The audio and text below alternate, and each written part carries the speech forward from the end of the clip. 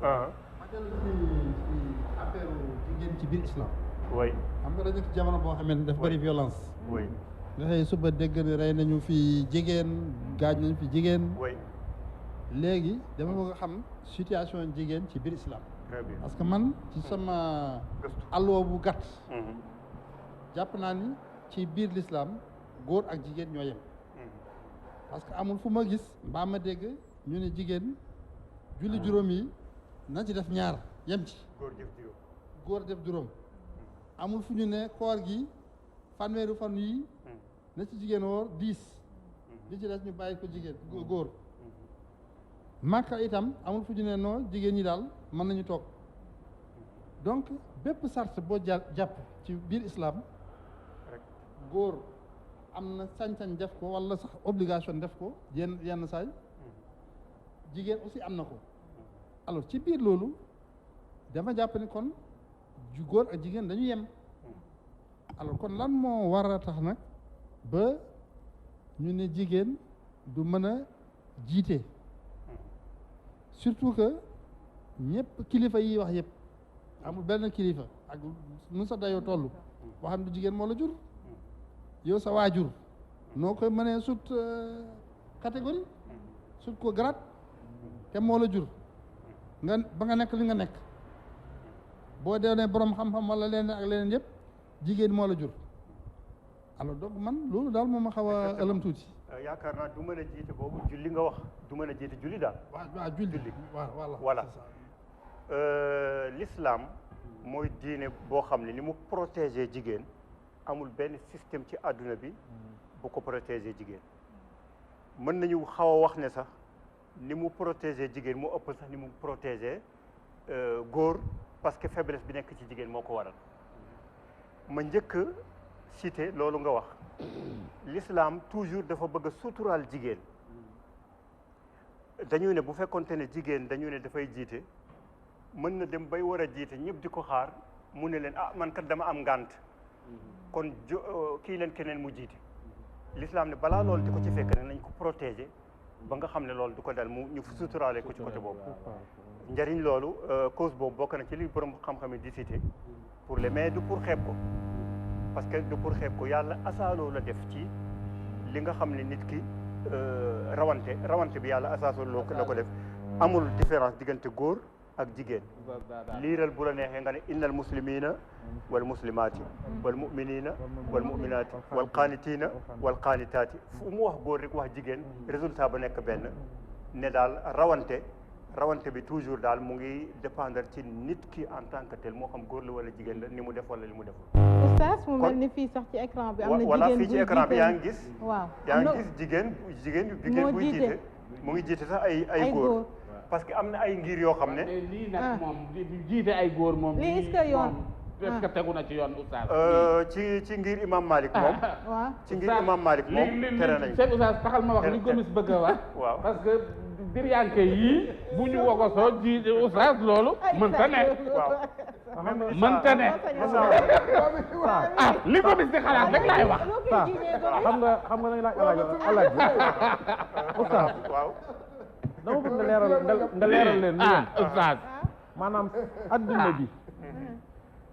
maam ñi nga xamante ni maam ñooy sukkandiku ci ngirum El Hadji Malick ci ngirum imam Malik bariwul il faut nga leeral ko est-ce que ñii waaw ci imam Malik la ñuy sukkandiku wala sukkandiku wuñ ci boo gisee muy jigéen di jiite xam ne sukkandikuwuñu voilà sukkandikuwuñu ci ngir imam Malik ngir imam Malik nag moo not ci suñu zone bi ñu nekk muy Afrique de l'Ouest nekkul loo xam ne nag dañuy naan boo nekkee fii lii moo la war wala non yooyu sax appellation yooyu sax yu bees la ci biir l'islam mi amul woon ay imam Malik Hanbal Hanafi Shafi'i yooyu ñoo ko qualifié ay position yoo xam ne historiquement géographiquement dafa am lu ko waral seen wuute ci dégg-dégg mu ngi dépendre toujours ci société ya ñu nekkoon ak réalité ya fa nekk par exemple boo jëlee imam Malik dafa am benn façon sukkandiku ci àtte boo xam ne maître dina ko xam comprendre bu ñu ko waxee mooy amalu ahlil madina maanaam li nga xam ne waa Madina daan nañ ko def moom daf ko daan jël def ko argument waaw parce que dafa ne waa Madina mën nañu diggante bi yonent bi gaañook léegi mën nañu créer leneen loo xam ne lu bees la ci diine kon ñoom ñu ngi doon gis yonent bi di def kon lu ñu def rek mën nañu wax ne loolu lu ñu war a def la moom daana référé wu ci loolu di wax ne lii nii la parce que gis naa waa Madina di ko def kon lii dañ ko war a def yonent bee ko defoon parce que bu ñu ko gisul woon ci yonent bi duñ ko def yu mel noonu parce que ndax fi mu nekkoon moom Imam Malik wuuteeg ñeneen ñi nga xam ne ñu ngi woon ay Irak yu mel noonu yeneen réalité seen position yi toujours dafay wuute selon fa ñu ne te li ñu gis également moo di sàppe yi boo xoolee dafa am góor am jigéen ci sàppe bu njëkk bi par exemple góor ak jigéen ñoo taxaw ci même alignement nii waaw loolu tamit peut-être loolu il faut ñu vérifier ndax est-ce que nekkul ne ay jabar ak jëkkër la walla déet mais bu fekkente ne du loolu dafa amaat beneen jam-jam boo xam ne directement l'islam daf leen koy jam ñoom ci ni ñu ko defee noonu bu boobaa dootul daganati parce que séparation dafa war a am bu fekkente ne jaxasoo dafa am même da ngay gis foofu màkk boobu mu wax toujours dañuy séparer sax diggante question Gomis bi ma la wax sànq xam nga ni lii oustaz non Gomis kon xanaa léegi man maa équipe bi kon yow man maa lay inspiré tey tey man maa lay inspiré xam nga ni lii moom man wax dëgg fa yàlla lii moom l'islam mënu cee ànd waaye léegi booy julli boo sëggee doo xool waay déglu ma jaljalil ñii di jigéen ñi seen bii waay yow nan la ñuy takkee jaljalil nekk ci sa kanam di woko soog yooyu cuuraay go loolu mën na loolu fii damay ànd ak Sadio fii ànd naa ak Sadio waaw fii ànd naa ak Sadio quand même mën nga dem lii moom mën nga non ànd naa ak moom saa yow laa àndal waaye xam ne lii teewlu dama teewlu ci boppam moo fa ñun góor la gis nga nit rek la waa demal nit rek la léegi nag boo xoolee image yi boo xoolee image yi encore am na benn principe bu nekk ci l'islam boo xam ne boo ko liir kii bi photo yi dina am ngànt boo leen jox parce que bu fekkee l'islam dafa ne bu fekkee am na âge boo xam ne bu fa jigéen àggee may nañu ko dootul nekk àtteeb jigéen daal te boo seetee image bi benn màgget moo doon jiite xëy na mën na am ñu appuyé wu foofu màgget mais bu amee baabu màgget bu nekk à côté nag problème bi ku jigéen xale bu jigéen bu ndaw Gomis bi bu màggetee beneen màgget nekk à côté imam waaw bu dee ay Occident oui ay Amérique oui ay France ak ñoom seen dëkk yoo xamante ne barewul ñu fa doon jullit te lii nekk façon xëcc nit ñi ci diine est-ce que lii itam xam nga tout le temps naan lii c'est interdit lii dañ ko tere lii dañ ko tere boo defee ni dañ lay lakk da ngay déggu kii tiital nit ñi est-ce que loolu aussi façon la aussi voilà est-ce que façon la aussi pour xëcc nit ñi ci diine li mu wax noonu l'islam bàyyi na ko xel yenn saa yi nit ñi ñooy diisal seen bopp toujours damay wax ne lépp loo yëkkati ci l'islam mu diis rek xamal ne bato booy dawal ci jéeri la mais bu fekkoonte ne ci géej nga ko dawal du diis lépp looy def ci l'islam mu diis rek xamal ne ci yow la waaye du ci loolu bu fekkente ne Occident xam nga dafa am ay yeneen réalité yeneen façon doxalin bu fekkente ne dem nañu ba gis ne lii day réalité bi selon suñu aada yi nii la bindoo te amul lu mu laal loo xam ne ci principe bu diine la ci principe bu diine bu ma waxee principe bu diine mooy yi nga xam ne dafa fixe dafa am yoo xam ne amul négociation am na yoo xam ne mën nañ ko def te fekk mënoon nañ ko bàyyi feneen mais réalité yooyu pousse ñu ba ñu def ko te fekk l'islam du la ci daan loolu boo demee ci am na boroom xam-xam boo xam ne ku mel ne Hassan Tourabi te Hassan Tourabi mooy ki nekk Soudan bind na ci yu bare yoo xam ne ci wàllu woowu nan la ñuy defee ba nga xam ne yëf yi dafay adopté wu ak réalité yi te duñu changé ci wàllu politique sax bind na dem na ba wax ne am na loo xam ne war nañu ko mën a méditer ci l'islam du ñu wax ne démocratie la du ñu wax ne shura la mais dañu ne démo shura nga xam ne da ngay jëlee fii ci démocratie jële fee ci shura boole leen bi am benn système boo xam ne dafay nekk milieu bi l'islam du la ci daan kon toujours lu bari ci ñi nga xam ne ñu ngi woote ci diine léeg-léeg ñu kale loo xam ne la cay juddoo ci ngaañ-ngaañ muy ëpp la cay juddoo ci njariñ bu fekkente ne da nga jël benn règle boo xam ne da nga ne nee nañu lii point yi jeex na yëf yi dafa élastique mais fixul benn place. ma ñëwaat ci beneen point ci koor gi ci boppam est-ce que koor ci boppam ci wàllu islam est-ce que c'est obligatoire oui c'est-à-dire que non dama bëgg wax ni xam nga bu fekkee da ngaa feebar may lañ la doo wóor bu fekkee aussi da ngaa tukki may nañ la aussi nga bañ a wóor mais est-ce que itam boo tukkee weer wi yëpp bu fekkente ne yooyu itam am nga ay moyens mun a dundal ka nga xamante ne day woor amul moyen est-ce que itam nekkul possibilité yooyu itam xam nga mun a dundal fanweeri nit yuy woor yow nga toog bañ a woor est-ce que loolu possibilité boobu am na ci l'islam comme nga jël koo xamante ne c'est un roi xam nga buur la yor alal ju bëri mën a jël téeméeri famille jël leen en charge ñuy woor mu bañ a woor moom mu toog est-ce que loolu mën na est-ce que baax la loolu la voilà li am mooy ci l'islam mooy ne koor farata la boo xam ne nag nit ki la war en tant que moom mais farata boobu mën na teggeeku ni muy teggeekoo mooy mu am ay ngant nag ay façon la ngant mooy comme lan bu fekkente ne da ngay tukki boo xam ne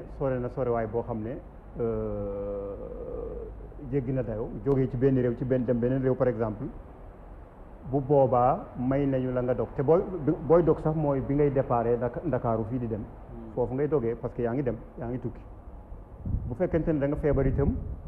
feebar boo xam ne docteur bi nee na kenn mënu ko booleek woor bu boobaa mën nga dog waaye nekkul ne feebar rek dog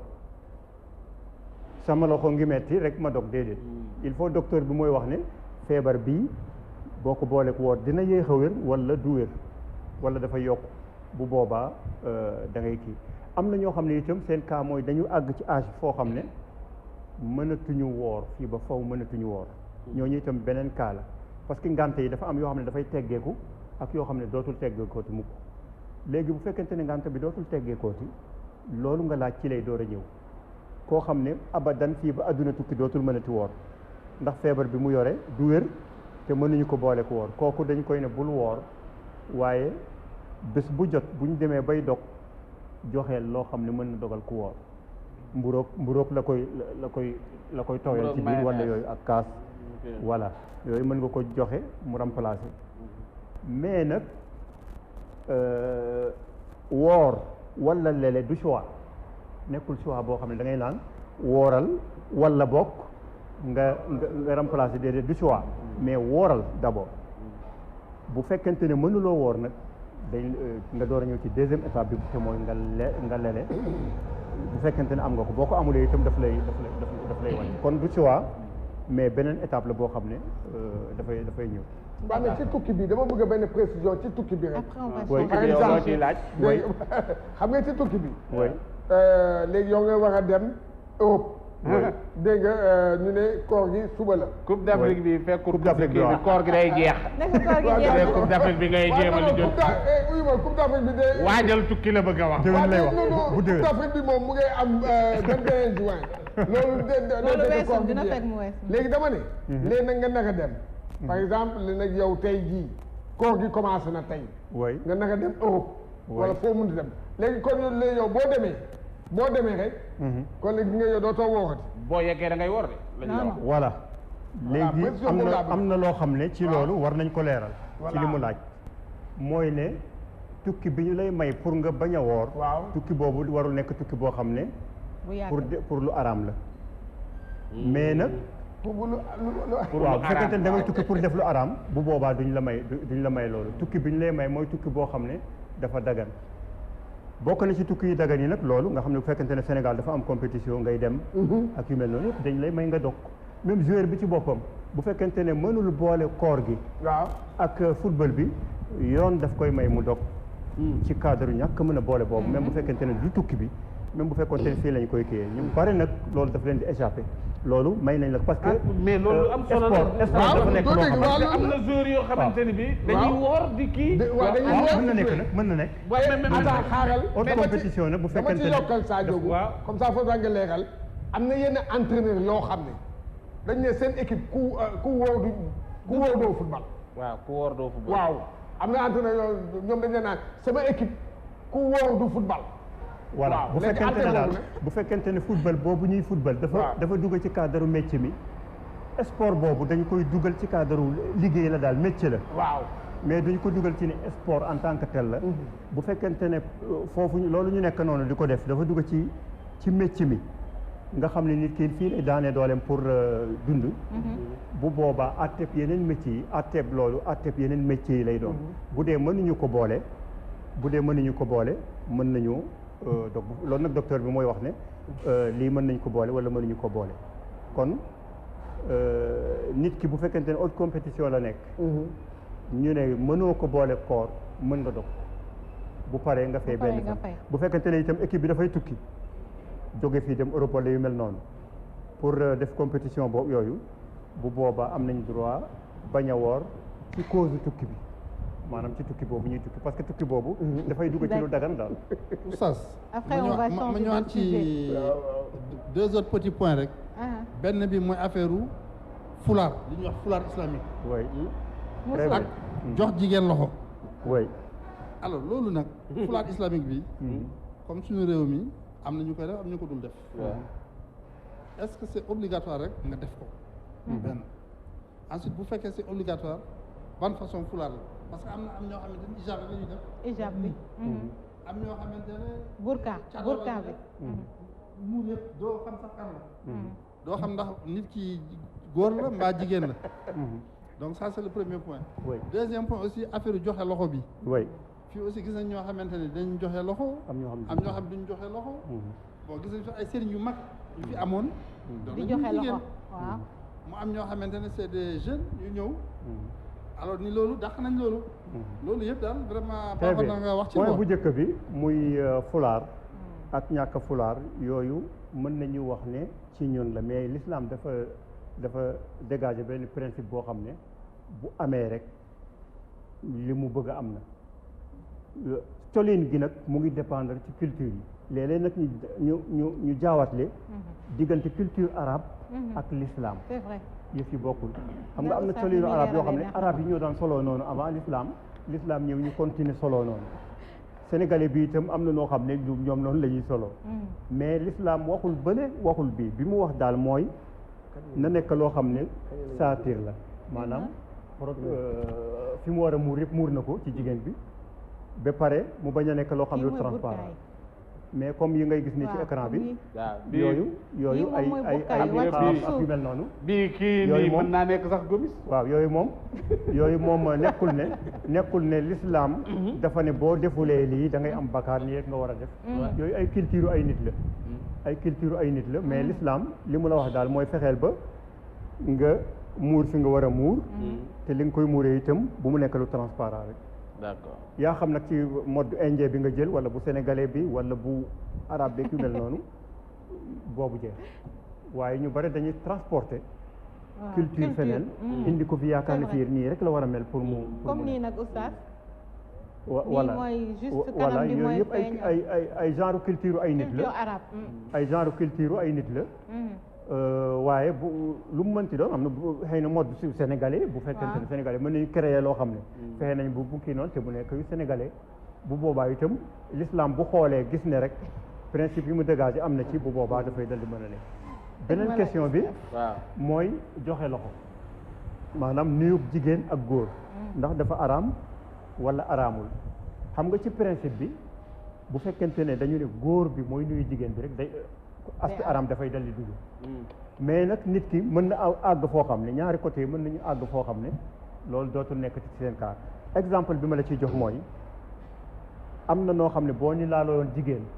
sa njàpp yàqu na am noo xam ne boo ñu laale woon jigéen sa njàpp yàquwul kon foofu moo lay wan ne laali ni du benn mais ay niveau la ci nit ki am na sax benn kilifa bu mag ci réew mi nee na dafa nuyoo ñu ne ko jigéen la mu ne man kat xaw ma woon sax ma nit rek laa nuyoo yu mel noonu voilà loolu ay niveau la yoo xam ne boo ci mën lee àgg moytu ko moo gën ci nit ki la waaw ci maanaam nit ki comme man mi nga xam ni dama xam nga waaw waaw mën naa nuyu sans pour autant que ma am dara lu ma kii loo sentir voilà mais comme waa ji loo sentir Sa Ndiogou léegi Sa Ndiogou bul nekk ci télé bi tey xamal sa bopp te bul nekk ci télé bi Oustaz pare na ci tontu boobu ñu mën a dellu ci beneen forme xamante nañu xamante nañu ci ban angle yow bàyyi liggéey bi bul nekk ci télé lan nekk dañoo nekk ci télé dama ne man comme man ni ma dëddoo àddina nii Sa Ndiogou nii nga ma waxoon mais Oustaz looy ree ni ma dëddoo àddina ngay ree may ma yow tuuti ma laaj Oustaz xam nga parfois comme ñun suñu génération yi rek nga xamante ni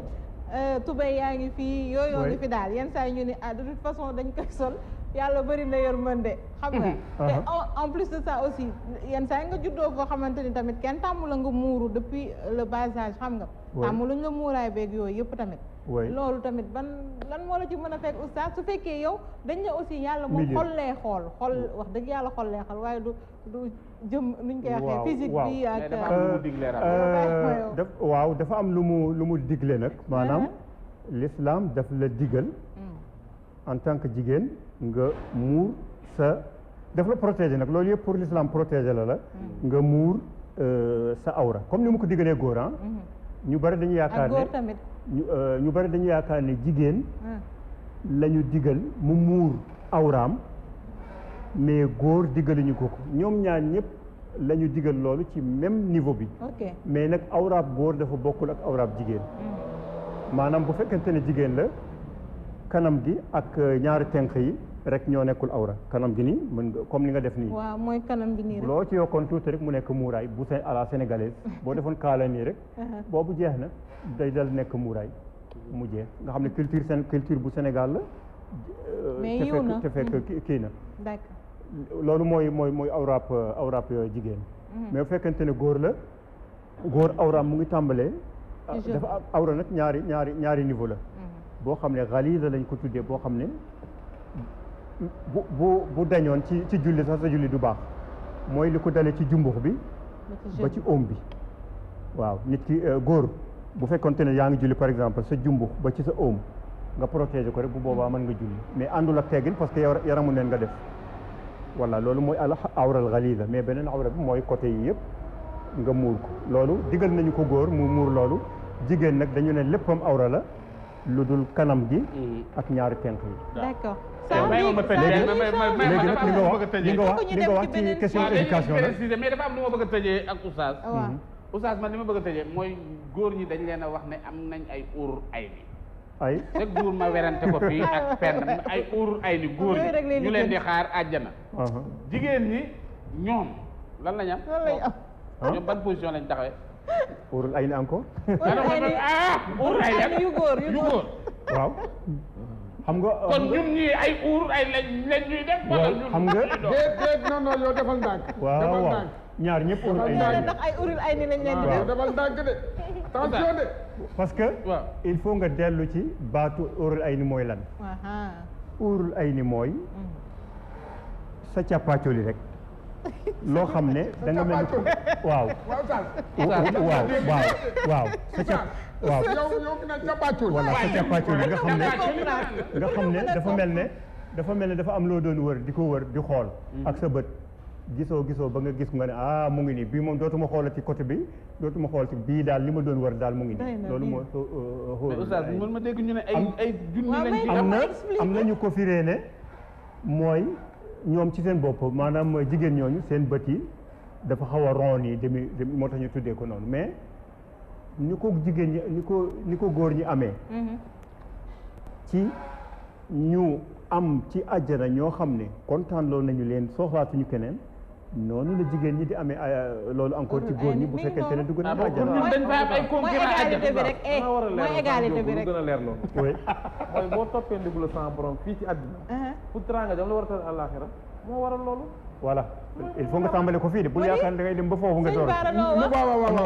non sëñ Bara waxal sëñ Bara waxaatal li nga wax jëf ji nga jëf fii waaw jëf ji ngay jëf fii ci àdduna waaw moo lay yóbbu foofu mais nekkul ne da ngay dem ba àjjana naan óoru ay ni an bi da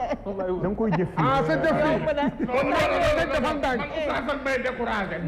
non yow da koy jëf fii yow dinañ découragé kon affaire yi dese naa leer non yow dégg nga bu baax li ñu la wax xam nga bu baax li ñu la wax loolu liggéey fii moo lay yóbbu foofu yow nga nekk loolu amal xel nag kon de yërëm naa commission non yow bii laa yërëm léegi mën nañu jàll ci beneen ponk bi je pense que bi question épuisé nañ ko dañuy ñëw toujours ci jigéen sax la concerné parce que mën naa ne particulièrement quoi en général nag dañuy wax ci insécurité bi donc gis nañu fan yi li nga xamante ni bëri na ci jigéen yoo xamante ni méttital nañ leen rey nañ leen fi faat nañ leen fi tout ba jigéen ñi sax defoon fi benn marche pour dénoncer loolu alors li ñu doon demandé li ñuy sàkku mooy ñu criminaliser tamit li nga xamante ni moo di viol bi honorable yow laay njëkk laaj loolu yéen ñi féetee ci penc ndaw réew mi dégg ngeen jigéen ñi li ñuy ñaan muy tey ñu criminaliser viol boobu ndax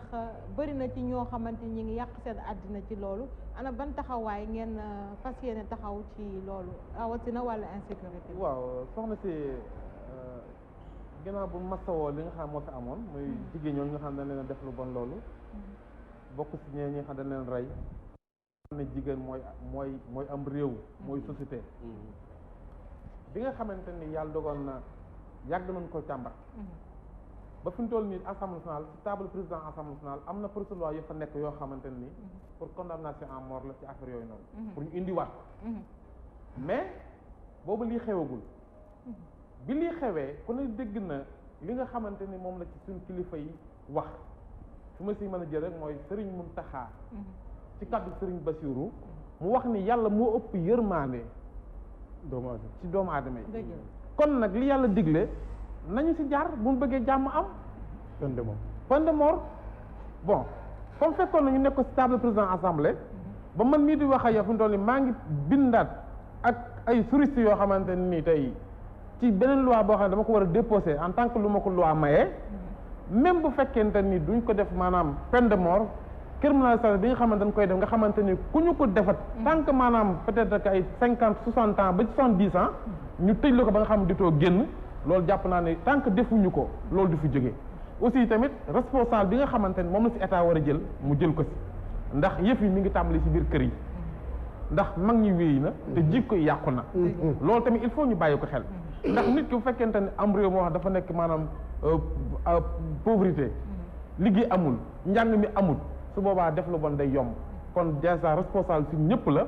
encadrer askan wi jàngal leen yar leen ba nga xamante dañ xam fi ñu teg seen tànk ak jox leen loo xamante dañ si mën sukkandiku pour mën a am dara en tout cas ñun suñu rôle en tant que député en tant que guide religieux tamit ñi ngi sensibiliser loolu tey tamit di sukkandiku si oustaz li nga xamante ni moom yaakaar naa sama borom wax na ko bu ñu ko defee rek jàmm war naa mën a am mais xam naa am na ñoo xam ne loolu du leen arrangé mooy ñi nga xamante ne xëy na ay droit de l'homme la to loolu ay tur la ay droit de l'homme yi nga xamante ni loolu c'est-à-dire tur la droit de l'homme yàggu fi loo xamante ni slogan boo xamante dañ ko créé ñu ko créé dañ ko def en tant que pour bëgg a bokk xam nga bëgg a bokk moo tax ñu créé loolu c'est-à-dire société boo si nekkee nga xamante ni yow boo doon wàññi ñu ko nekk Sénégal ñii matut maanaam mocc 0,5% kon jàpp naa ne peuple bi tey bu ñu ko doon yóbbu référendum 85% yëpp daan d'accord ci loolu te yaakaar naa loolu bokk na si war a mën a aar jigéen ñi aar tamit réew mi li gën daal mooy aussi comme président wax na ko nee daan si waxtaan ba insha allah xam naa ne après Korité conseil des ministres bi njëkk a amaat daan ko def ndax loolu lépp la ma wax ni dialogue moo ko indi ndax tey bu fekkoon te ñun su lu ñëwun ko woon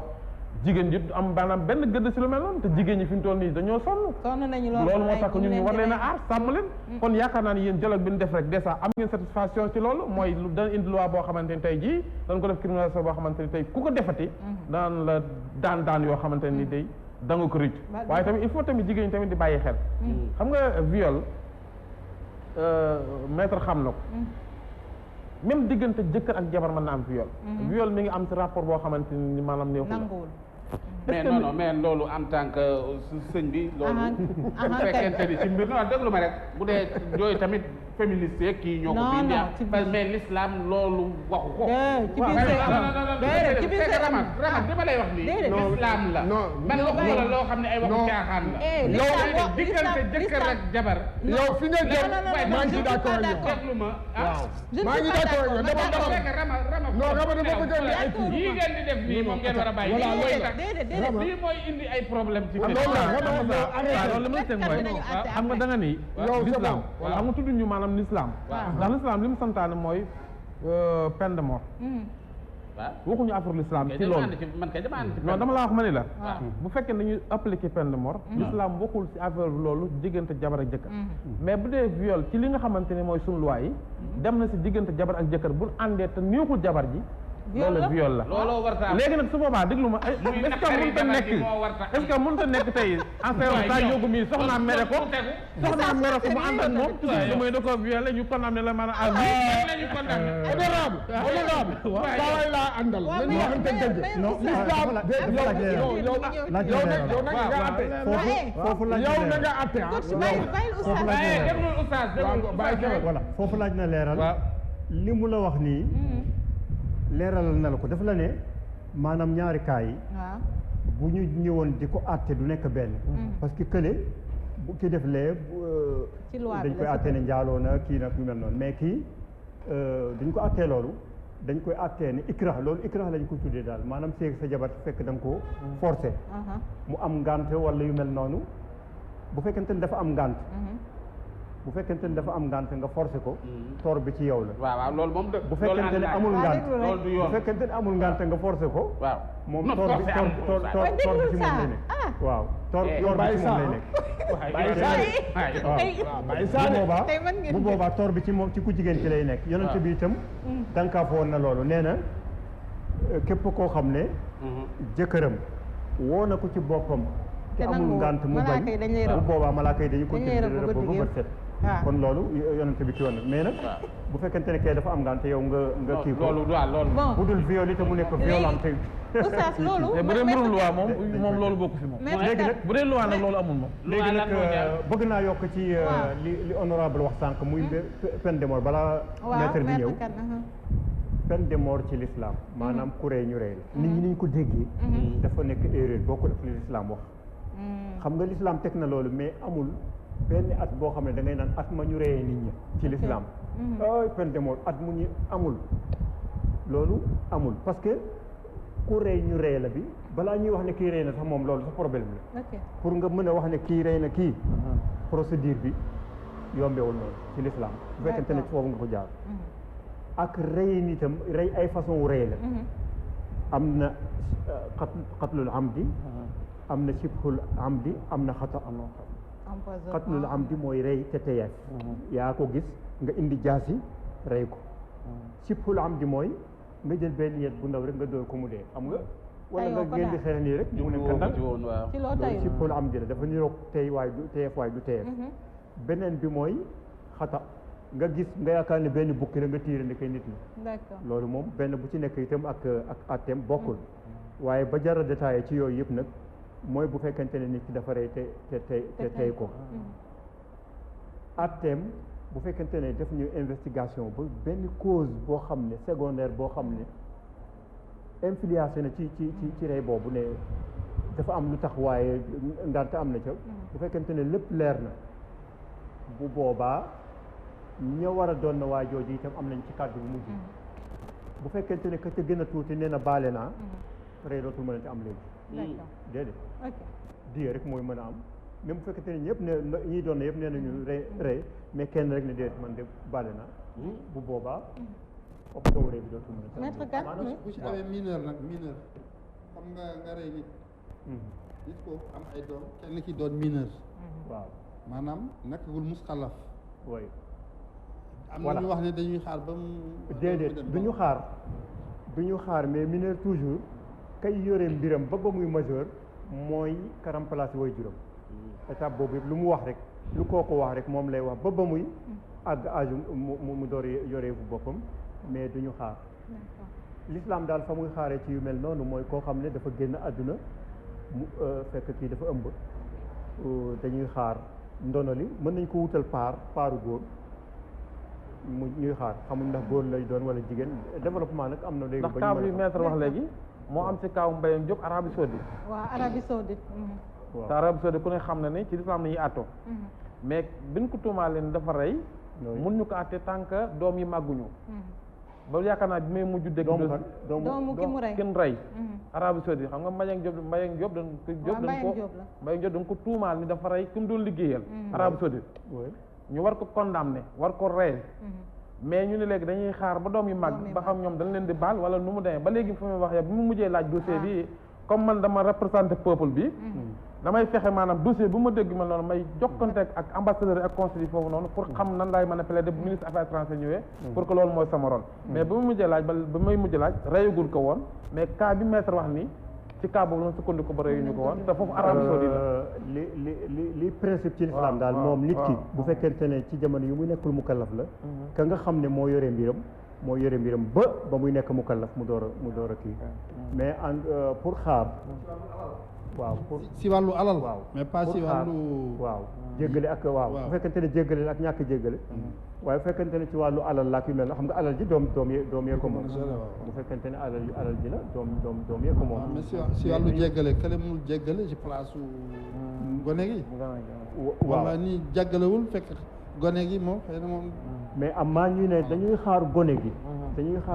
ba xam mu màgg ñu laaj dafa jéggale nga war a jéggaloo loolu. ci expérience de l'islam yëpp ba mu tàmbalee ba léegi mosul am lu mel noonu mosu ci am. mais non maître Kane par rapport ak criminalité yi ñuy wax ak insécurité bi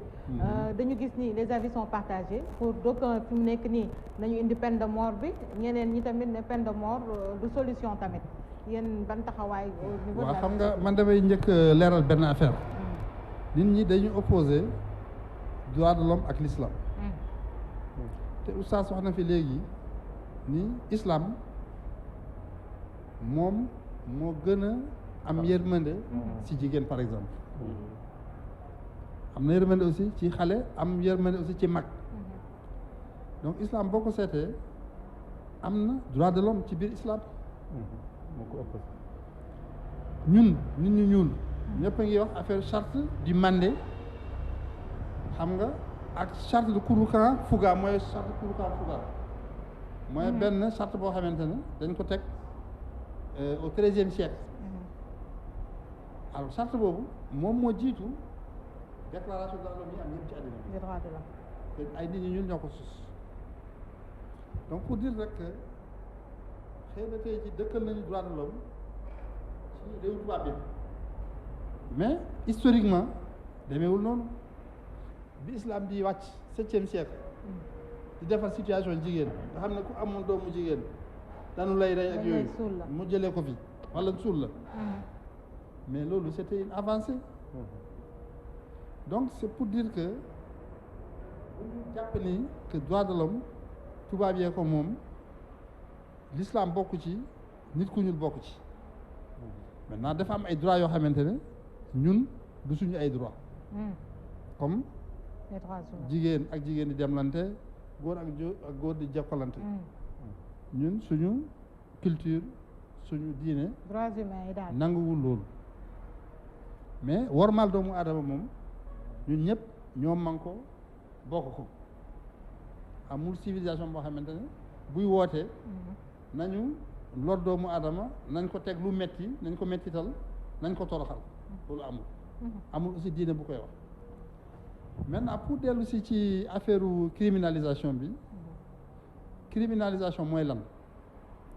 mooy ñu yokk peine yi rek ñu aggraver peine bi c'est ça xam nga dafa am ay délits délits yi dafa am ni ñu leen di atte ay daan yoo xamante ne moom la àndal mais crime dafa am ay daan yoo xamante ne moom la àndal mën na nekk perpétuité mën na nekk 20 ans mën na nekk 25 ans 30 ans mën na doon su fekkee delloo si leen peine de mort mu nekk peine de mort mais comme ni ko ustaas précisé léegi ni ñu ko leeralee léegi nit ñi dañu yaakaar ne aussi peine de mort bu ñu ko tegee rek dañu nekk di rey nit ñi déedéet xam nga bu ñu reeree mbir ni Sénégal peine de mort mu ngi am depuis 1960 mu ngi jeex Sénégal 10 décembre 2004 2004 la fi jeex 10 décembre président Abdoulaye Wade moo ko fi jële mais ci diir boobu diggante 1960 ba 10 décembre 2004 ñaari nit la ñu exécuté te boo seetee ñaari ñooñu ñëpp ci mbiru politique la kenn kii dañuy ne dafa doon bëgg faat président Senghor keneen ki moom moo faat dégg nga maam Demba Diop ki newoon député de Mbour donc amul kenn koo xamante ne faat nañ la te mbiru droit commun li ñuy wax droit commun maanaam daal lor doomu aadama simple buy dem yoonam moo tax ñëpp mbiru politique moo tax donc c'est pour dire que nit ñi bu ñu defee ni bu ñu bindee rek ci ci code pénal bi rey rek nit rey day am rek immédiatement lañ koy appliquer et puis surtout encore ci wàllu islam bi c'est plus compliqué pour def peine de mort ci islam parce que preuve yi islam ak preuve yi ñuy appliquer fii bokkul xam nga man yàlla may na ma doon dem Mauritanie seen système pénal système preuve yi dañ ko tibbee ci l'islam je me rappelle am na benn procès bu ma dem ñu indi benn seede li ko attekat bi njëkk a laaj mooy ndax xam na shahada waa ji xamu ko woon xamuloon shahada attekat bi dax ko dafa yow mënoo doon seede fi donc c'est pour dire que en islam il faut nga doon koo xamante ne yow amul dara lu ñuy sikk ci yow ci wàllu boobu damay bàyyi sax moom mu leeral seede ci wàllu l'islam naka lay mel exactement exemple bi ma ciy joxe pour dëggal li mu wax pour dëggal li mu wax par exemple boo ñëwoon nga ne billahi wallahi tallahi gis naa jigéen bi di mooy yàlla ak góor yow mi wax loolu la ñuy téye yow yaay criminel bi léegi ah bon yow waaw yow mi wax loolu yow yaay criminel bi waaw nga ne billahi gis naa nag ñu ne aha kaay yow la ñuy téye ñu ne la indil preuve pour preuve li nga wax noonu pour nga am preuve il faut mu am yeneen ñetti nit ñoo xam ne yu bokkul fu ñu jógee ñu wax seede la même chose wala sa seede bi duñu ko d'accord bu dee yow dong ko gis nga wax ko noonu ba ñëpp dégg ko xam nga yàq nga deram la ñuy considérer yow juróom-ñetti fukki yar lañu lay dóor waaw juróom-ñetti fukki yar non c'est Oustaz pour rek nit bañ a teg deru nit loo xam ne amuloo preuve foofu day découragé li nga xam ne gis na moom kese mu gis déedéet loolu moom mooy yow boo gisee yow kese noppil waaw da ngaa loolu amoo preuve noppil loolu la amoo preuve noppil doo wax amoo preuve waa noppil amoo preuve voilà boo amulee preuve loolu pour wax la rek ne l'islam dafa protéger nit ki deram xam nga diine dafa am juróomi mbir yoo xam ne dafa ñëw pour protéger ko te droit de l'homme bi maître dina xam loolu ba ca jëkk l'islam dafa ñëw pour protéger pas-pas maanaam wàllu gëm-gëm dafa ñëw pour protéger bakkanu doomu aadama bu ñu ko rey dafa ñëw pour protéger deru doomu aadama dafa ñëw pour protéger maanaam ni ñuy yokkoo di kii maanaam pour sëy am nit bañ a jeex ci kaw suuf loolu l'islam daf ko protéger juróom yooyu l'islam daf ko protéger benn buñ ci laal rek te ci der bi la ñuy wax nga tàqal dara ci deru nit loolu l'islam daf lay jàpp yow yaa mën a tàqal der même question bi naa ko posé monsieur Ndir également par rapport ak gis nañu insécurité bi yenn crimes yi ak violence yi famille yi ci yow côté état bi ñoom ñoo kaaraange gi war ñoo ko amalul askan bi wala ban lecture nga ci am waaw xam naa évidemment kaaraange ñàkk na ndax itam boo xoolee li xew Thiès ak li xew Kolda daanaka si benn jamono bi rek la xaw a nekk te itam man li may xaw a déplorer mooy yenn saa yi nga gis yu mel noonu xewee 2 jours après nga gis ñu génne force ya nga xamante ne si kaw tali bi ak wane njàmbaar genn gi ya nga xamante ne lu waroon dëkk la dëkk bi dañ ko waroon di sécuriser nit ñi noonu tout le temps dafay mel ni événement rek moom mooy tax alors ñu def effort boobu noonu ensuite mu dal maintenant par rapport ak peine yi man li ma si xaw a am tuuti pour wax mooy xam nga Sénégal du jullit yi rek ñoo ko moom. voilà c'est un pays laïque. am nañu fi ñeneen ñu fi nekk ña nga xamante ne bokkewuñu ak ñun dëgg la yàlla ma borom bu baax bi moo ëpp yërmande si ñëpp mais mënuloo jël si man si li ma gis mu gàtt mënuloo jël peine de mort kese yàlla ma borom bi ne kareyin rey la nga seppi loolu kese te yàlla mu ne ka njaaloo nan la def nangam ka sàcc nan dog sab loxo bu bàyyi ko fële ka def nangam nan def nangam bu bàyyi ko fële u jukki juste ka rey nan la rey rek u ne yàlla lii la wax nañ ko appliquer bu fekkente ne dañu appliquer lii yàlla wax nañ ko appliquer dans sa globalité dans son entièreté d'accord maintenant peut-être rey yi xaw naa metti tuuti metti na kay xawul metti. wax dëgg yàlla wax dëgg yàlla maintenant pour décourager nit ñi tuuti bu fekkente ne ñii def viol yooyu noonu fukki at lañ leen di tëj jomb lay mënoon nañoo xoole nan lañ koy def ba tëj leen ñaar fukki at wala ñaar fukki at ak juróom. mais monsieur Dir xam nga waxuñu pour ñu indi charia mais peine de mort daf fay nekkoon Abdoulaye Wade da ko dindi. waaw xam nga nekkoon na fi lu fi amoon la. waaw moo tax gars yi wax ne nañ ko delloo si waat.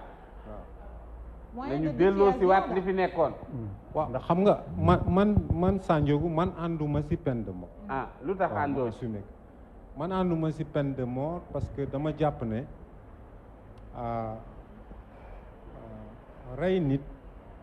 rey nit du nit moom moo war a assumer ne diw mii nanu ko rey du nit moo war a toog dogal ne diw mii nanu ko rey benn ñaar rey nit li si laxasu alors jugement ba muy laaj est-ce que aujourd'hui maandute googu noonu bu ñu xëjee ba duggal rey nit man dama jàpp ne yàlla kese dañ ko mën a sédd mais yàlla kay yàlla ma borom moom moo ne ka rey nan la rey waaw waaye yàlla ma borom moo ne ka sàcc nan dog sab loxo yàlla ma borom moo ne ka njaaloo nan la dóor ay yar waaw la tax ñu bëgg a jukki kese benn atte si li borom bi wax Sénégal atte woowul si li borom bi wax yeneen i atte moo fi nekk xam nga loolu charia ngay wax foofu charia ngay wax mais waxuñu wàllu charia dañoo jël peine de mort comme moyen de dissuasion ba nga xamante ni ñi nga xamante ni ñi ngi faat bakkan bu ñu faatee te xam ne ñoom ñi kat bu ñu faatee ñu faat leen ñoom it su boobaa dina wàññeeku loolu la ñuy waxee mais pas parce que gis nañ fi ay pays yoo xamante ni du pays du ay pays à majorité musulmane wala loolu te pourtant dañ koy appliquer. madame peine de mort am na si yeneen dëkk yi am na Amérique bien sûr am na Chine am na yeneen dëkk yi Chine am na viol am na siif ka jigéen boo demee Amérique am na fa bu fekkoonte ne woon ne dañu ne peine de mort moo la tax mu faju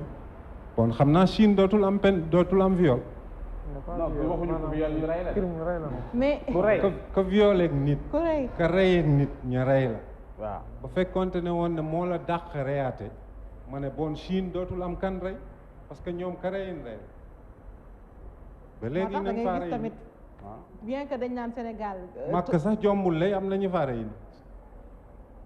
man noonu la waaw kon daal yow àndoo yow daal yow peine de mort daal fi ne yow daal ku rey après mën naa gundaan ndaataatal la non nga dem ci kaso bi pendant quelque temps ñu libéré la xoola bal ko yombaleen xam nga boo reyee nit yoon a ngi fi am na ay peine yu ñu lay teg am na ay kili xam nga nit man si li ma jàpp nit ku ñu jàpp kaso tëj ko perpétuité moo gën a metti nit ku rey nit ñu waajal ko genn ak tàkkusaan rey ka mu dal di noppaloo. est-ce que moo gën a métti tamit. man loolu laa njaboot gi fii nga xamante ne waaw maître kan wi xam nga man li ma gëm moo di nekk jël décision ci kaw mer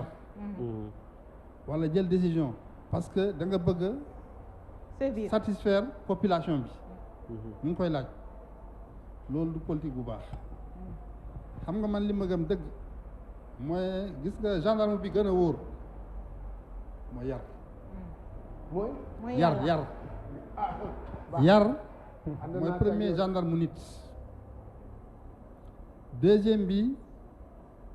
walla en même temps que yar bi xëy na sax ñoo yem mooy diine ñetteel bi muy sutura boo amee diine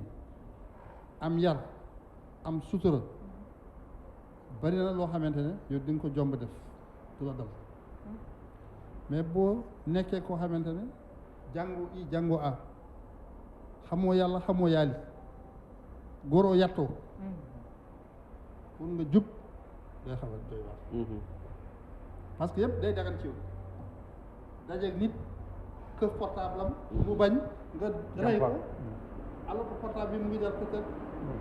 5 000 wala 10 000 gis nañu ku ñu rey fii keroog yara ci mbiru portable ñeneen ñi sax 100 francs sax dañu yaakaar ne yor nga xaalis